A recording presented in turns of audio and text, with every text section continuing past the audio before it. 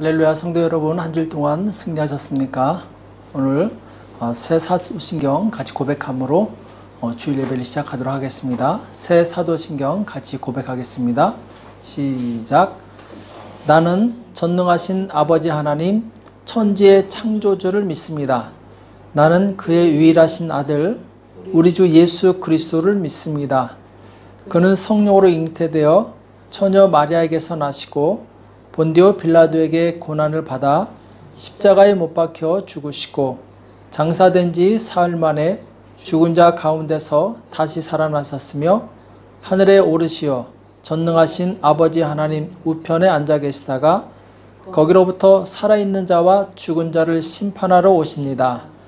나는 성령을 믿으며 거룩한 공교회와 성도의 교제와 죄를 용서받는 것과 몸의 부활과 영생을 믿습니다.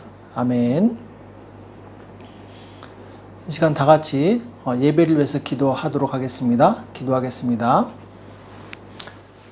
지금도 살아 역사하시는 하나님 아버지, 우리에게 날마다 생명을 허락하여 주시고 또한 호흡을 허락하여 주시고 이 세상을 살아갈 의미를 주심을 감사합니다. 하나님, 참으로 우리에게 놀라운 은혜를 날마다 베푸시는 그 은혜에 감사와 찬송과 영광을 올려드립니다. 하나님께서 날마다 우리에게 은혜를 베푸시온데 하나님, 우리는 마음이 완악하고 강박하여 그 은혜에 감사하지 못하고 주님 헛된 생각과 헛된 행동으로 하나님을 슬프시게 할 때가 너무 많이 있음을 고백합니다. 우리들을 용서하여 주시옵소서. 우리 마음 깊이 하나님을 사랑하는 마음을 주시옵시고 하나님의 말씀으로 축원하여 주셔서 주님, 우리 마음이 온전히 주님과 합한 성도들이 되게 도와 주시옵시고 하나님 기쁘시게 하는 복된 삶을 살 수 있도록 역사하여 주시옵소서. 하나님, 이 나라 민족을 축복하며 기도합니다. 긍휼히 여겨 주시옵시고 모든 위정자들이 하나님 앞에서 정직하고 진실하게 행하게 도와 주시옵시고 백성을 위해서 일할 수 있도록 도와 주시옵소서. 주님, 공급되는 많은 물자들이 모든 백성들에게 동일하게 공평하게 분배되게 도와 주시옵시고 어려움을 당하는 백성들이 힘을 얻고 용기를 얻고 다시 세상에서 승리하는 삶을 살 수 있도록 붙들어 주시옵소서. 모든 의료진들을 축복합니다. 저들이 감염되지 않도록 지켜주시옵시고 모든 의료물자들이 잘 공급되어서 어려움이 없도록 도와주시옵소서. 주님, 지금 코로나 바이러스로 인해서 많은 사람들이 육체적으로 정신적으로 또한 경제적으로 고통을 당하고 있습니다. 하나님 긍휼히 여겨 주시옵시고 이 모든 어려움이 속히 지나갈 수 있도록 도와주시옵소서. 모든 국민들에게 바른 의식을 심으셔서 이 코로나 시대에 방역을 잘 하여서 감염이 확산되지 않게 도와주시옵시고 속히 이 코로나가 종식될 수 있도록 역사하여 주시옵소서. 하나님, 어떤 교회를 위해서 기도합니다. 하나님께서 세우신 주님의 몸된 교회를 축복하여 주시옵시고 주님 모든 성도들에게 하나님께서 함께하사 믿음을 다하여 주시옵시고 이 어려운 시기 참으로 주님이 공포하시는 힘으로 승리할 수 있도록 역사하여 주시옵소서. 특별히 다음 주부터 현장 예배를 드리려고 합니다. 하나님 긍휼히 여겨 주시옵시고 모든 준비가 잘 되어지게 도와 주시옵시고 한 사람도 감염되지 않게 도와 주시옵시고 예배가 은혜롭게 진행되어서 하나님께 영광이 될 수 있도록 역사하여 주시옵소서. 주님, 지금 한인 사회도 많은 또한 이 확산이 되고 있는 걸로 알고 있습니다.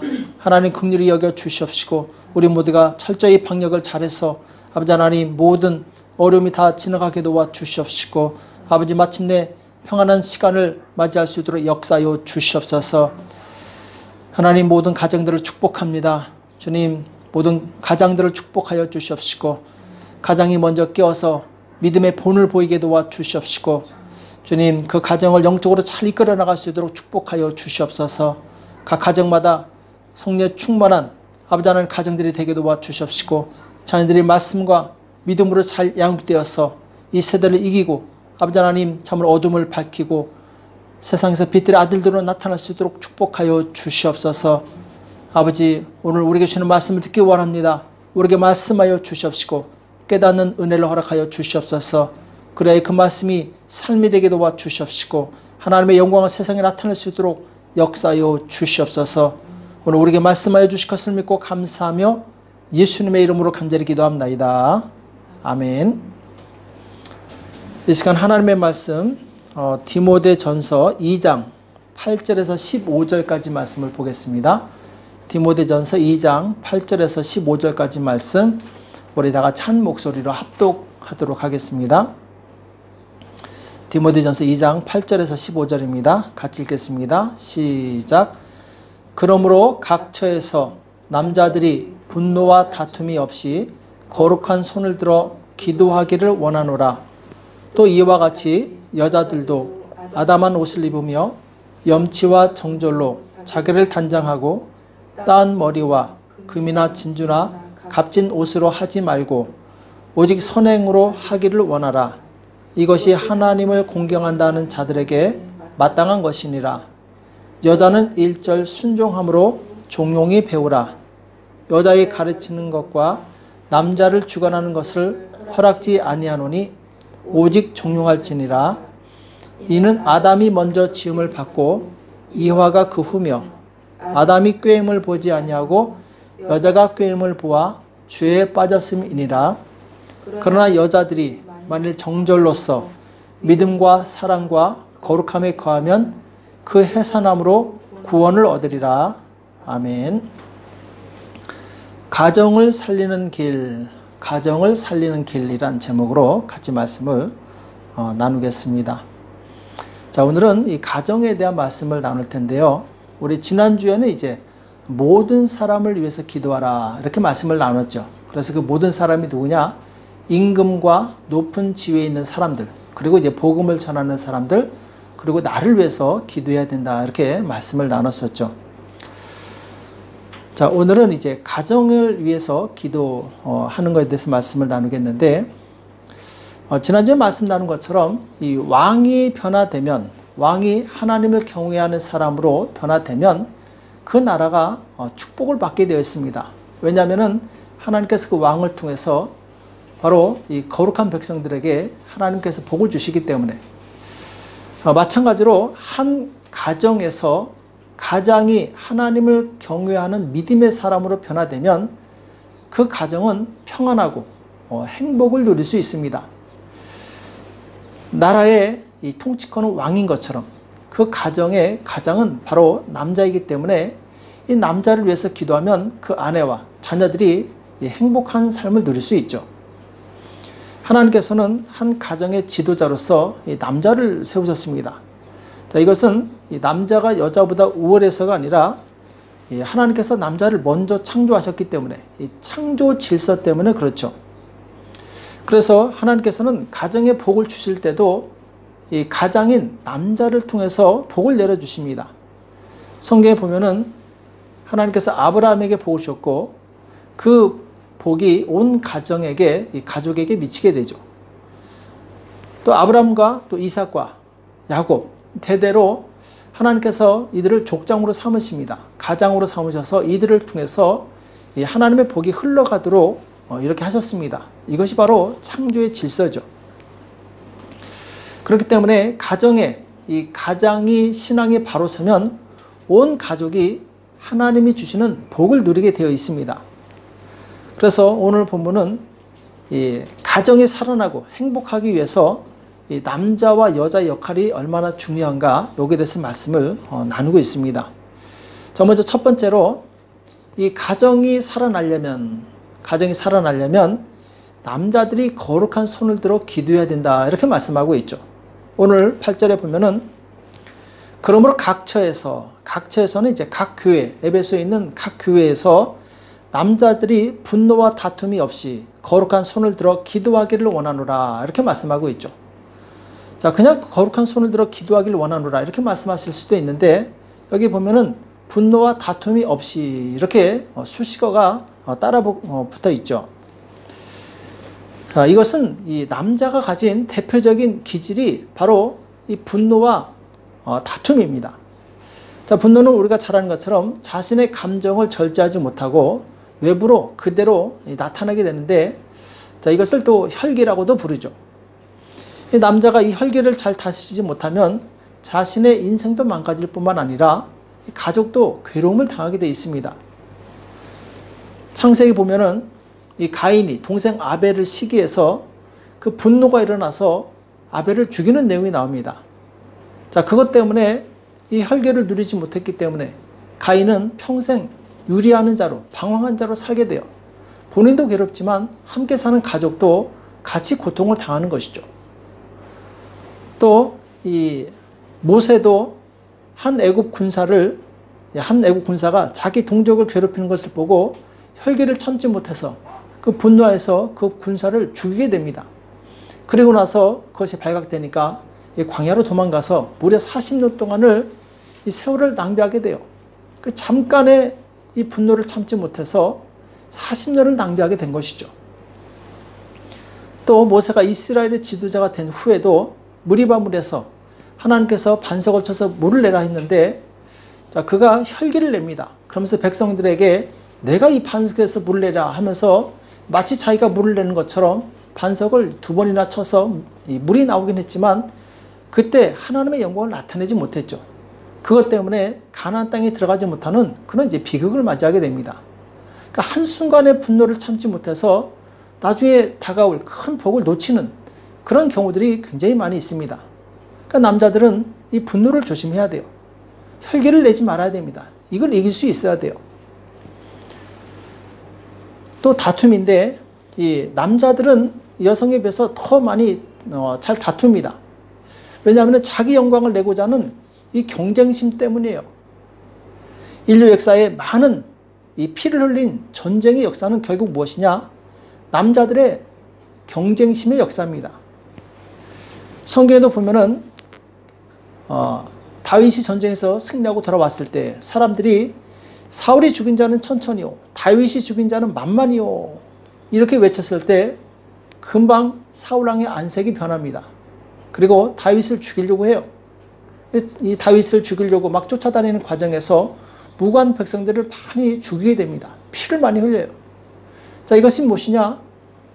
나보다 남이 더 영광을 받으면 기분이 나쁜 거예요. 시기심이 나고 그리고 경쟁심이 생기는 것이죠. 이것을 절제하지 못하니까 사울 왕 본인도 괴롭게 살았고 가족도 자기 사랑하는 아들들이 전쟁터에서 결국 다 죽게 됩니다. 안타까운 일이죠. 그래서 이 남자가 분노와 다툼을 이기지 못하면 자신뿐만 아니라 가족을 불행한 길로 가게 만듭니다. 그래서 가장이 이 분노와 다툼을 이기고 거룩한 손을 들어 하나님께 기도할 수 있도록 가장을 위해서 기도해야 됩니다. 그래서 가장이 바로 서기 위해서 여기 오늘 말씀에 보면은 거룩한 손을 들어 하나님께 기도하라 이렇게 말씀하고 있는데, 자, 거룩한 손을 들어. 자, 이 말씀은 실제로 기도할 때마다 손을 들라는 그런 의미가 아니라, 자, 손을 든다는 것은 상징적인 의미인데 우리가 손을 들었을 때 손바닥이 위로 가게 됩니다. 자, 그런데 손바닥에 죄악이 가득하다면 하나님께서 그걸 받으실 수가 없겠죠. 손바닥이 거룩하고 깨끗하면 하나님께서 그 기도를 받으시는 것입니다. 그래서 거룩한 손을 들어 기도한다는 것은 하나님을 경외하고 의지해서 순종하는 손을 의미하는 거예요. 곧 우리 모든 죄악을 버리고 깨끗한 손을 들어서 깨끗한 마음으로 하나님께 기도하라는 그런 뜻이죠. 하나님께서는 우리에게 죄악이 있으면 듣지 않으십니다. 자, 그 대표적인 말씀이 마태복음 5장 23절 24절에 나오죠. 예물을 제단에 드리다가 거기서 내 형제에게 원망 들을 만한 일이 있는 줄 생각나거든 예물을 제단 앞에 두고 먼저 가서 형제와 화목하고 그 후에 와서 예물을 드리라 이렇게 말씀하고 있죠. 우리가 예배에 참석하기 전에 먼저 나와 관계가 좋지 않은 형제가 있다면 화목해야 될 줄을 믿습니다. 먼저 화해한 다음에 하나님께 나가서 예배를 드릴 때 그 예배를 하나님께서 받으신다는 것이죠. 그러니까 우리는 항상 하나님 앞에 나갈 때 회개가 먼저입니다. 깨끗해야 돼요. 왜냐하면 하나님은 거룩하시기 때문에. 그래서 우리가 기도하기 전에 반드시 회개를 먼저 해야 될 줄을 믿습니다. 그래서 거룩한 하나님의 백성이 되었을 때, 그 거룩한 마음이 되었을 때 하나님께서 우리의 기도를 받아주시는 거죠. 자, 여기 보면 이제 거룩한 손이라고 말씀하고 있는데, 자, 우리의 손은 거룩한 손이 되어야 될 줄을 믿습니다. 거룩한 손은 어떤 손이냐? 기도하는 손이요, 하나님께 영광을 올리는 그런 손이죠. 이스라엘과 아말렉이 전쟁할 때 모세가 산에 올라가서 손을 들고 기도합니다. 그럴 때 기도할 때는 이스라엘이 전쟁에서 승리하는데 기도하지 않을 때는 적이 이스라엘을 치게 되죠. 자, 이것은 바로 거룩한 손이 얼마나 중요한가. 우리가 기도할 때 승리하게 됩니다. 우리가 하나님께 부르짖을 때 하나님께서 역사하시는 거죠. 그러나 기도하지 않을 때 사단이 우리를 눌러버립니다. 사단이 나를 지배하게 돼요. 그래서 우리가 끝까지 이 믿음의 여정을 승리하면서 가기 위해서는 쉬지 말고 기도해야 될 줄을 믿습니다.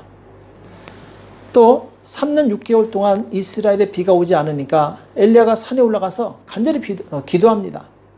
그때 3년 6개월 동안 오지 않던 비가 아주 폭우가 돼서 쏟아지게 되죠. 거룩한 손이 이렇게 중요합니다. 그 거룩한 손을 들어 기도했을 때 많은 백성들이 살아나게 되고 도움을 얻게 되죠. 지금 우리는 엘리야처럼 손을 들어 간절히 기도해야 될 때인 줄 믿습니다. 지금 가뭄으로 인해서 강바닥이 드러나고 많은 사람들이 고통을 당하고 있습니다. 그때 여러분들이 꼭 매일 이 비를 내려달라고 하나님께 기도하시기 바랍니다. 그 기도를 하나님께서 들어주실 줄 믿습니다. 또 구약에 보면은 이 족장들이 거룩한 손을 들어서 자녀들에게 축복하는 내용이 나와요.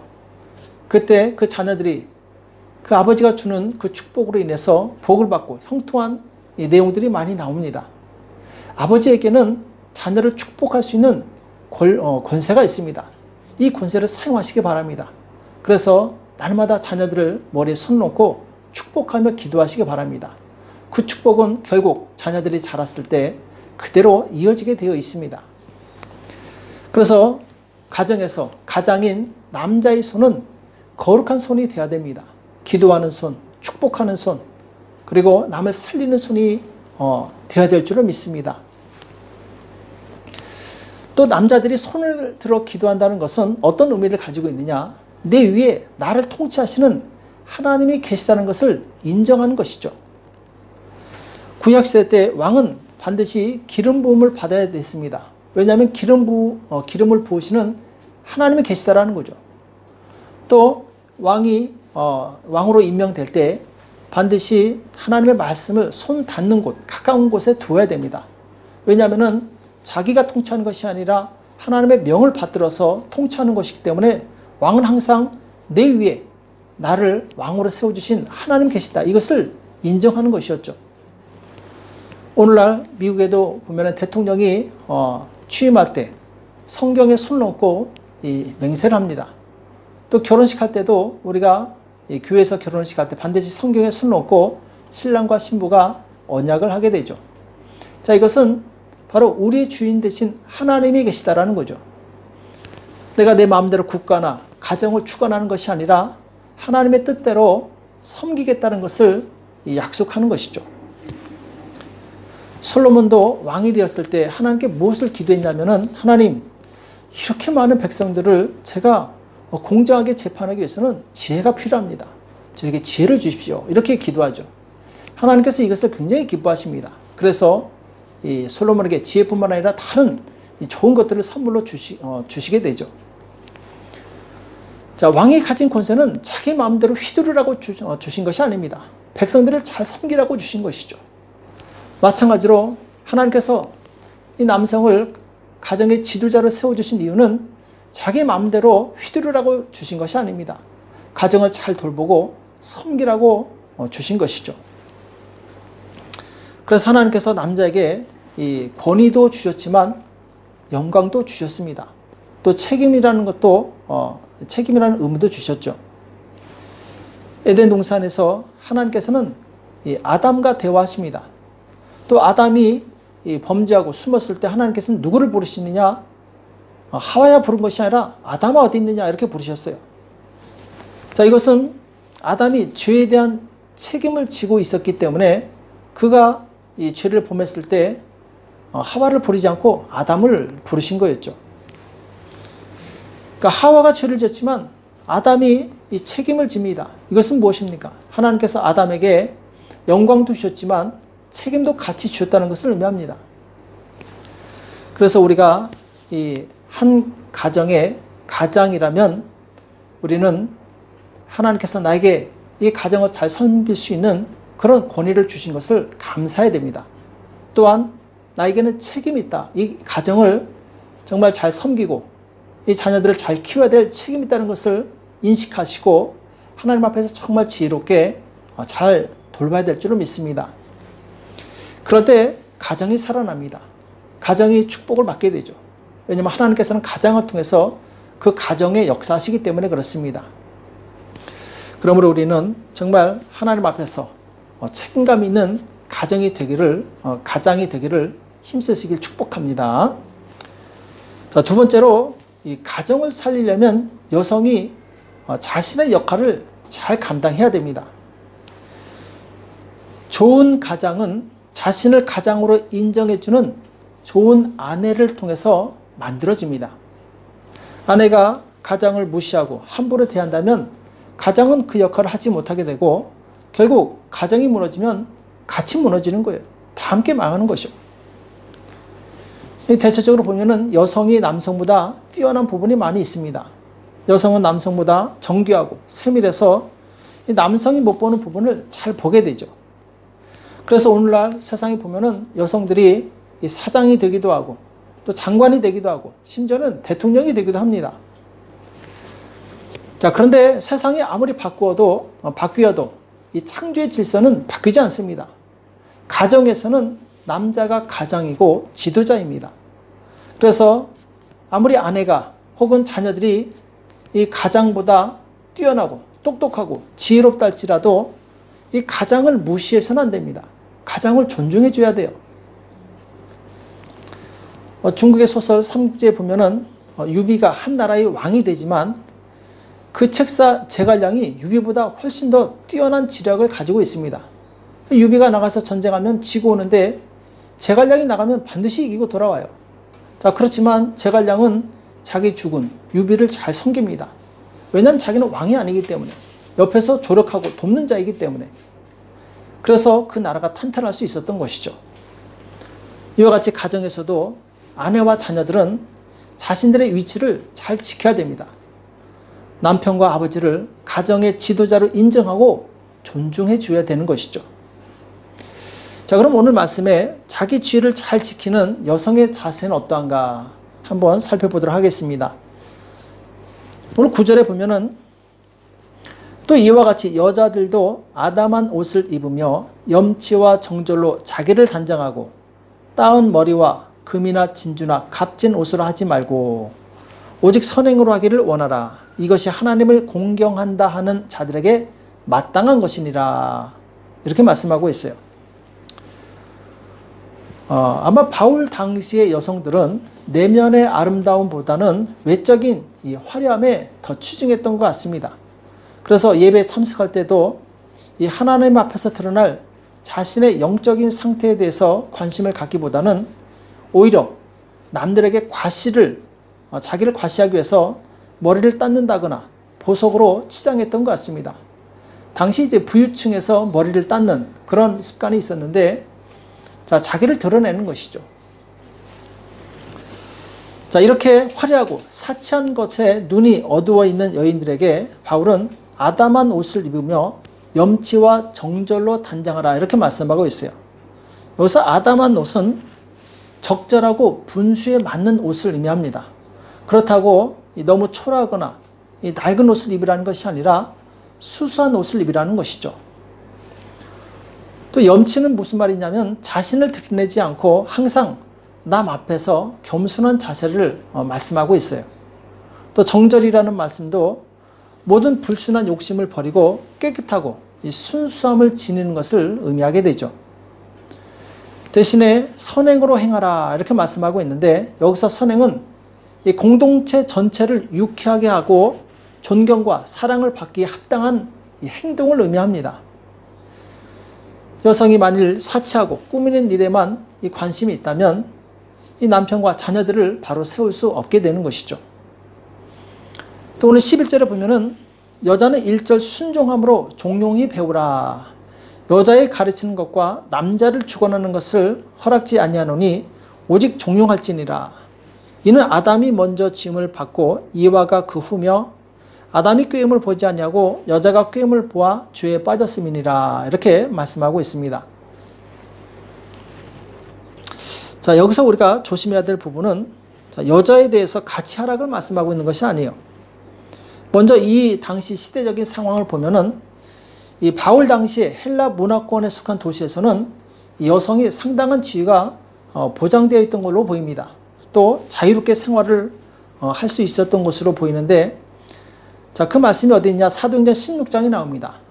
우리가 잘 아는 이 루디아라는 여성인데 13절에 보면 안식일에 우리가 기도처가 있는가여 문밖 강가에 나가 거기 앉아서 모인 여자들에게 말하더니, 자, 사도 바울 그 전도단 일행이 빌립보 성에 가서 기도할 장소를 찾다가 한 강가에 모여있는 여성들을 보게 되죠.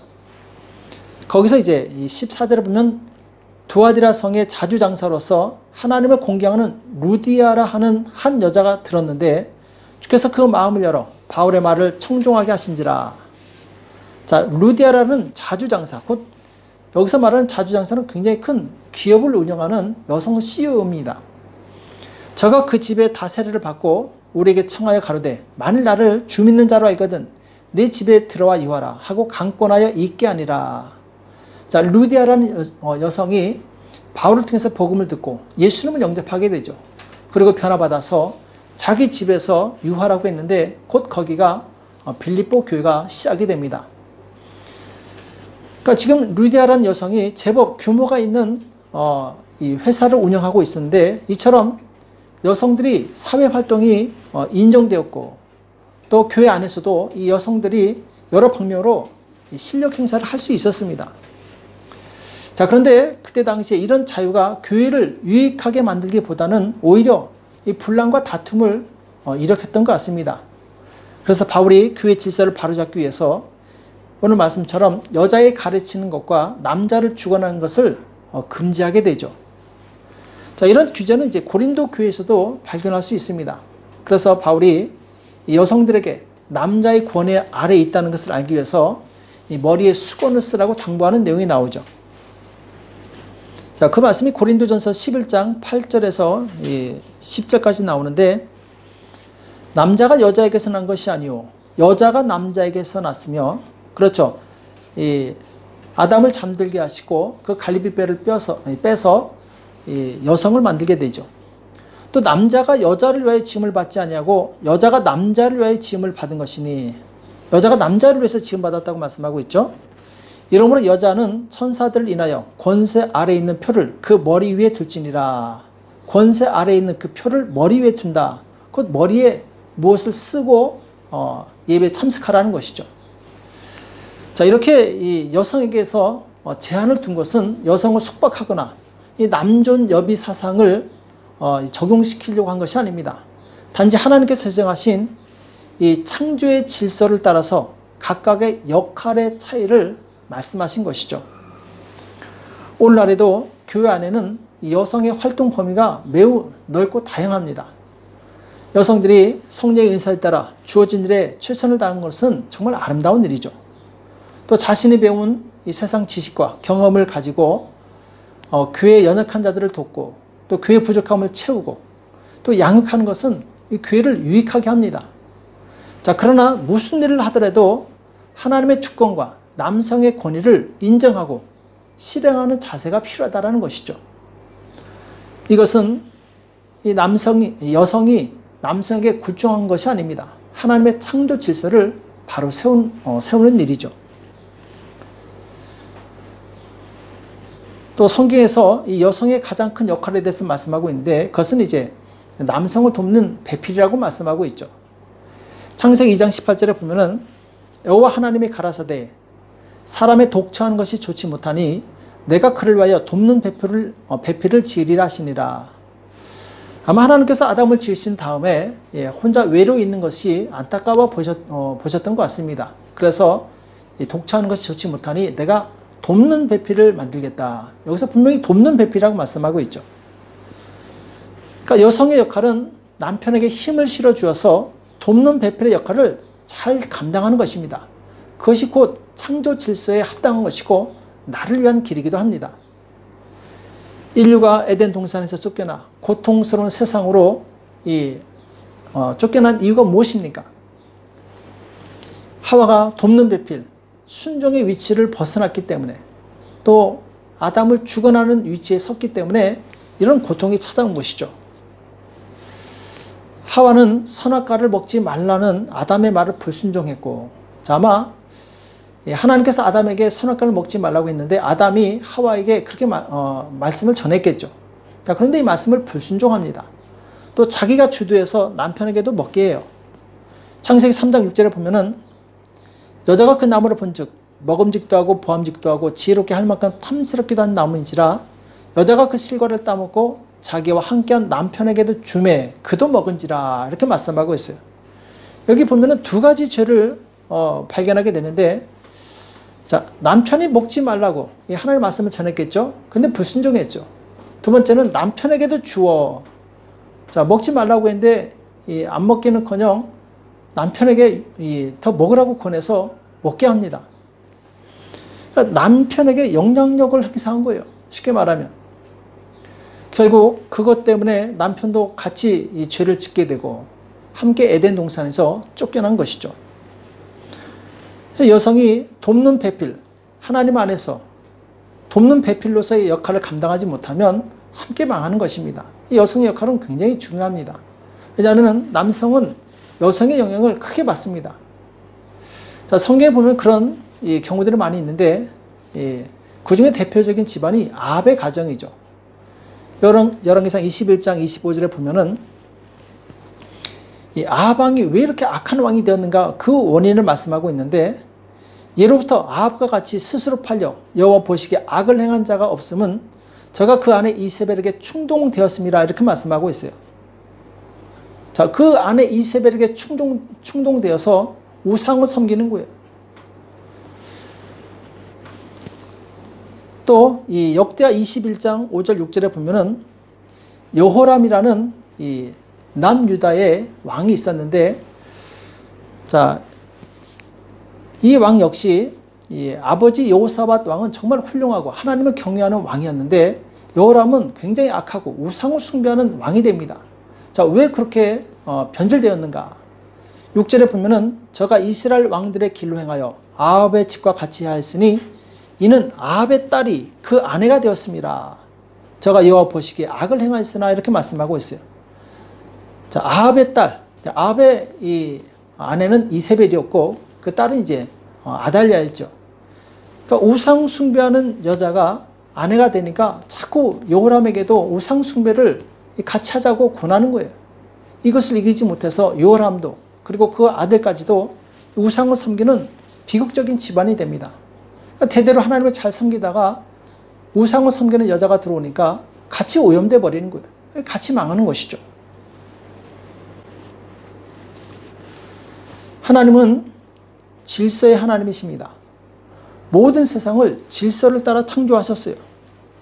가정도 하나님께서 질서를 따라 창조하셨는데, 사람이 가장 행복하게 살려면은 이 하나님의 질서를 따르는 것입니다. 곧 남자를 가정의 가장으로 인정하고 그리고 그 뜻을 따라가는 것이죠. 그래서 오늘 디모데전서 2장 15절 마지막 절에 보면은 그러나 이렇게 말씀하고 있는데, 자, 여성 때문에 아담이 죄를 짓게 되고 인류가 죄인이 되었는데, 자, 그 원인이 비록 하와였지만 여자들이 만일 정절로서 믿음과 사랑과 거룩함에 거하면 그 해산함으로 구원을 얻으리라, 이렇게 말씀하고 있어요. 자, 이 말씀이 참 어려운 말씀입니다. 성경에서 난해한 구절 중에 하나인데, 13절과 14절에서 여성은 이 남자보다 뒤에 창조되었고 기질상으로 남자보다 유혹에 잘 넘어진다는 이 약점에 대해서 말씀하고 있는데, 오늘 15장에서는 이제 여성이 가진 장점을 잘 활용하라고 말씀하고 있어요. 그 장점이 무엇이냐? 이 여성의 가장 큰 장점은 정절입니다. 정절은 절제 있고 지조 있는 마음인데, 그러나 이 정절만 가지고는 여성의 약점을 충분히 보완할 수 없습니다. 그래서 이제 믿음과 사랑과 이 거룩함을 가지라고 말씀하고 있는 거죠. 자, 믿음, 사랑, 거룩함. 믿음, 사랑, 거룩함. 이것은 예수님을 믿는 성도들이 예수님과 교통을 하다 보면은 자동적으로 얻어지게 되는 이 내적인 열매입니다.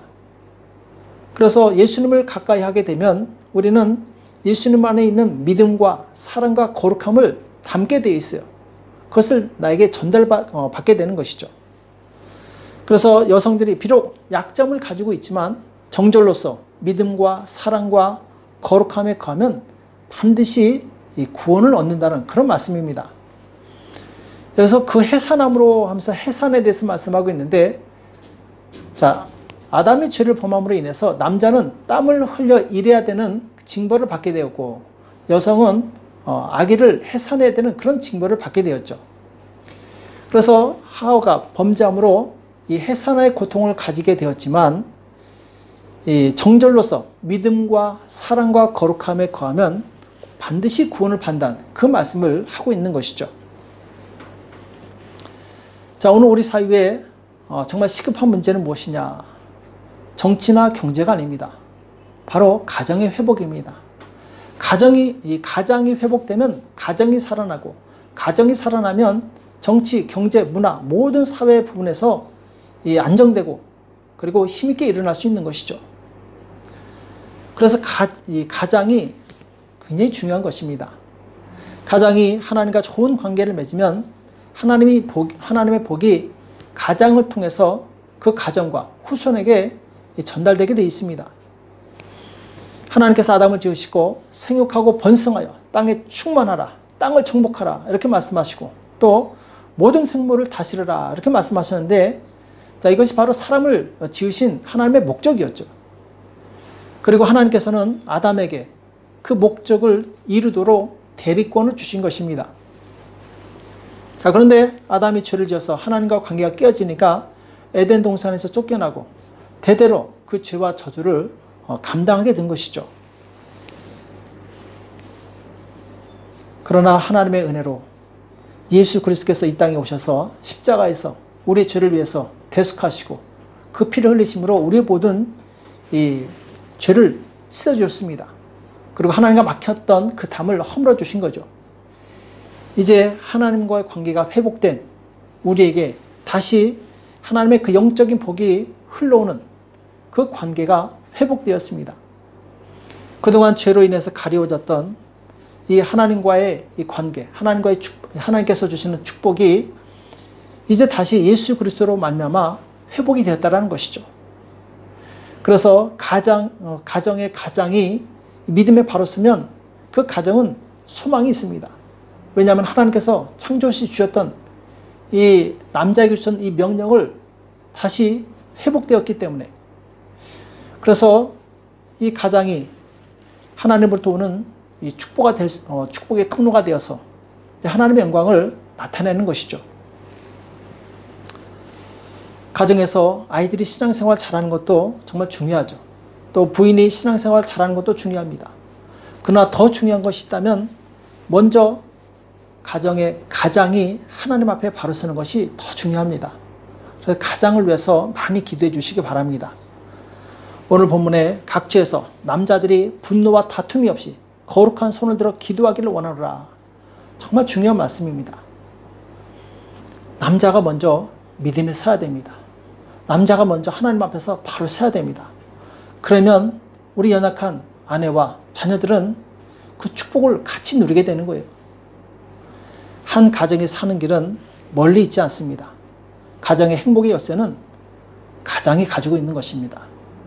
우리 모두 가장 되신 분들은 정말 자기의 책임을 인식하시고 하나님 앞에 바로 서기에 힘써 주시고, 또 여성들과 우리 사랑하는 자녀들은 가장이 정말 믿음 안에서 하나님과 좋은 관계를 맺고 그리고 가정을 잘 보살필 수 있도록 축복해 달라고 많이 기도해 주시기 바랍니다. 그럴 때 행복한 가정, 하나님께서 역사하시는 가정이 될 줄을 믿습니다. 이 시간 기도하겠습니다. 살아계신 하나님 아버지, 오늘 우리에게 말씀해 주심을 감사합니다. 하나님께서 세워주신 이 창조의 질서에 따라 우리가 살기 원합니다. 특별히 하나님께서 남자를 이 가정의 가장으로 세워주시고 사랑하는 아내와 또한 자녀들을 잘 보살필 그런 책임을 주심을 감사합니다. 남자들이 바로 서게 도와주시옵시고 하나님을 경외하게 도와주시옵시고 주님 참으로 분노와 다툼을 버리고 거룩한 손을 들어 하나님께 기도할 수 있도록 역사하여 주시옵소서. 그래야 하나님의 그 축복의 통로가 되게 도와주시옵시고 그 통로로 말미암아 우리 사랑하는 가정들이 다 살아날 수 있도록 역사하여 주시옵소서. 감사하며 예수님의 이름으로 간절히 기도합나이다. 아멘. 이 시간 찬송가 71장 같이 찬송하시면서 하나님께 예물을 드리시겠습니다.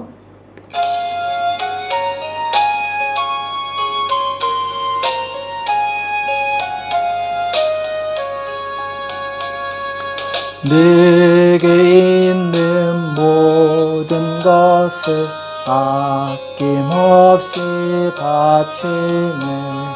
사랑하고 의지하여 주만 따라가겠네. 주께 드리네. 주께 드리네. 사랑하는 구주 앞에 모두 드리네. 내게 있는 모든 것을 겸손하게 바치네. 세상 복락 멀리하니 나를 받아 주옵소서. 주께 드리네. 주께 드리네. 사랑하는 구주 앞에 모두 드리네. 내게 있는 모든 것을 주를 위해 바치네. 그 신권능 충만하게 내게 내려 주옵소서. 주께 드리네. 주께 드리네. 사랑하는 구주 앞에 모두 드리네. 아멘. 이 시간 잠깐 광고 말씀드리겠습니다. 우리 중요한 광고인데요. 다음 주일 18일부터 현장 예배를 드리기로 우리 당회에서 결정을 했습니다.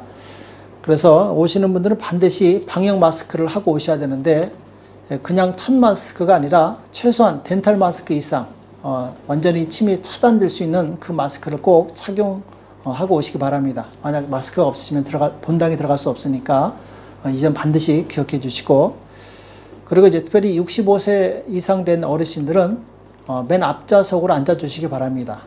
그분들을 위해서 특별히 앞좌석을 비워주시고, 또 사회적 거리 2m를 항상 유지해 주시기 바랍니다. 물론 이제 좌석표를 다 해놨을 텐데 항상 2m 거리를 유지해 주시고, 그리고 예배당 안에서는 가급적 말씀을 하지 마시고 찬양하실 때도 중얼거리듯이 이렇게 하시고 작은 소리로 불러주시기 바랍니다. 그리고 또 현장에 못 오시는 분들을 위해서 실시간으로 영상을 준비했으니까 대신에 이제 정확하게 11시에 예배를 드리셔야 됩니다. 이전에는 시간이 좀 어긋나도 집에서 시간을 맞출 수 있었지만 이제 실시간으로 드리기 때문에 반드시 11시에 예배를 드리시기 바랍니다.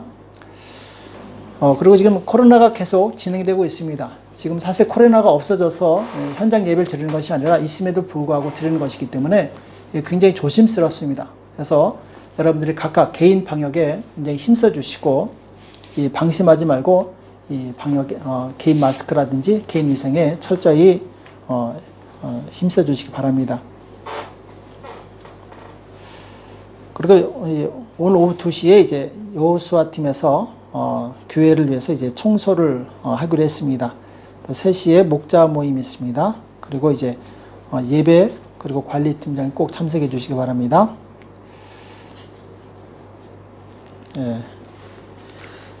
그리고 이제 지금 50명 이하로 제한되어 있는데 아무튼 내일 상황을 보고 다시 말씀드리겠습니다. 자, 이 시간 드려진 예물을 위해서 같이 기도하겠습니다. 하나님 감사합니다. 오늘 주님 앞에 나올 때 마음과 뜻을 모아 정성껏 예물을 드린 손길들이 있습니다. 11조 예물을 드립니다. 주일 헌금 드립니다. 감사헌금 드립니다.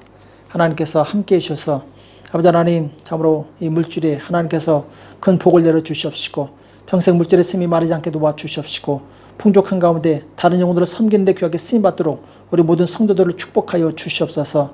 모든 장애물을 제거하여 주시옵시고 감염되지 않게 도와주시옵시고 아버지 하나님 세상에서 참으로 머리가 되게 도와주시옵시고 하나님의 영광을 나타내는 복된 삶을 살 수 있도록 축복하여 주시옵소서. 주께서 함께해 주실 것을 믿고 감사하며 예수님의 이름으로 간절히 기도합나이다. 아멘. 이제는 우리 주 예수 그리스도의 은혜와 하나님 아버지 극진하신 사랑하심과 성령님의 교통 역사 인도하심이 진실로 가정의 질서를 바로 세워서 행복한 가정, 하나님이 역사하시는 가정, 축복하시는 가정이 되는 복된 성도들 머리 위에, 교회 위에 이제로부터 영원토록 함께 있을지어다. 아멘. 여러분 한 주일 동안 승리하시기 바랍니다. 사랑합니다. 축복합니다. 승리하세요.